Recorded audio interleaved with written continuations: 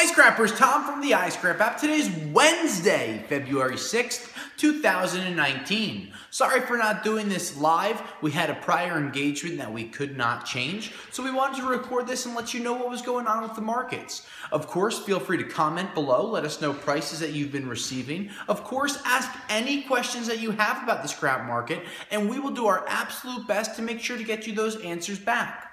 In the last week, we've seen a bunch of very positive news, but first we just want to talk about a couple of things. We're celebrating our 8-year anniversary, and we're really excited to be around for the last 8 years, and we couldn't have done it without you, so thank you for tuning in, for asking us questions, for giving us the opportunity to continue to push more information to you about the scrap metal market.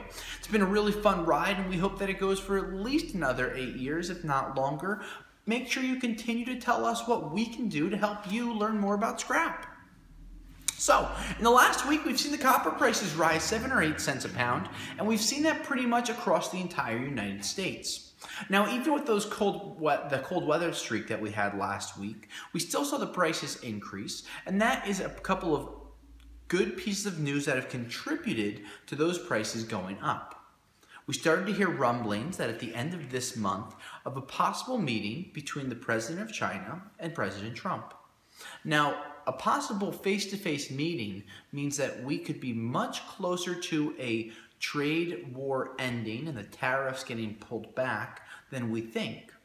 So those of you that like to hold on to their material, this may be the time that you're looking to take a little bit of a gamble over the next 6 to 8 weeks, because we could hear some very positive news coming before March 1st, when the next round of tariffs are supposed to go into effect from the US to the Chinese.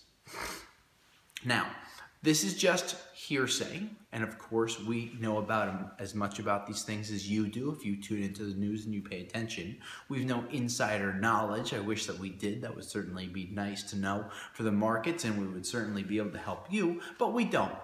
We take what we hear, we digest it, and we try to push as much information to you in a compressed segment as we can so you can see what's going on with the markets.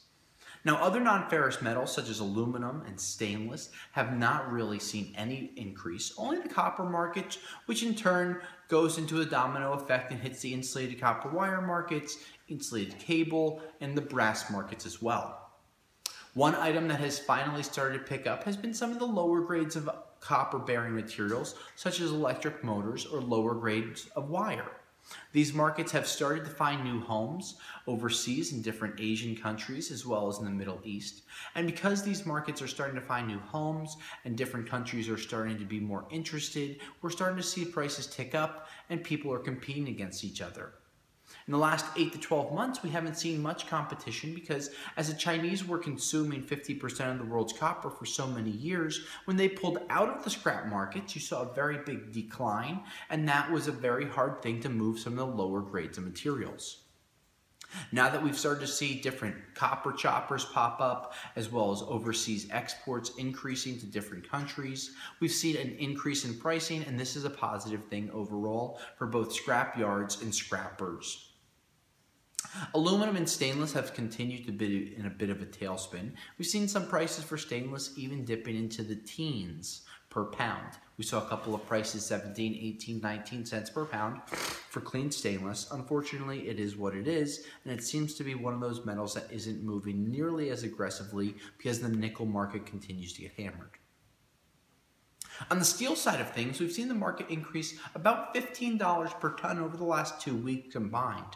Now, this is a positive trend considering we saw such a decline the month of December going into January.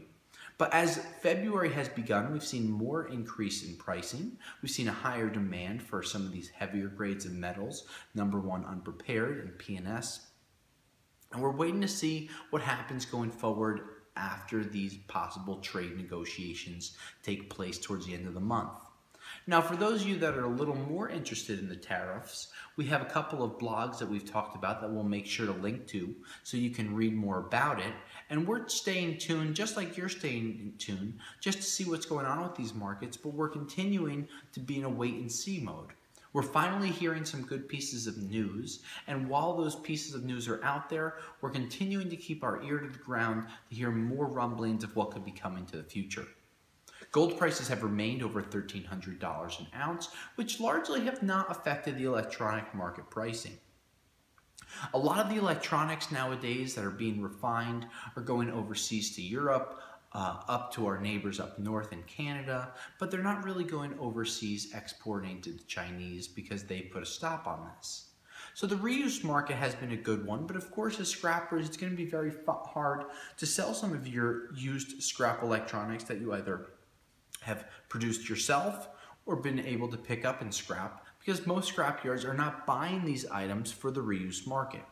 The reuse electronics market for scrappers, I would say your best bet is to try selling something online through one of the marketplaces or possibly listing it on one of the auction style websites. We hope that many of you have been tuning in and you ask us any questions and provide all comments that you can. We continue to look to learn more about what your needs are so we can continue to push out more information to you and help you learn more about what's going to help in the scrap market in your lives. Share your stories, share your prices, continue to post like we've seen on our Facebook group page. We love hearing the information. We love reaching out to you as you reach out to us. Any other questions? We'll return live next week at 1 p.m. Eastern Time. But until next week, iScrappers, I'll scrap you later.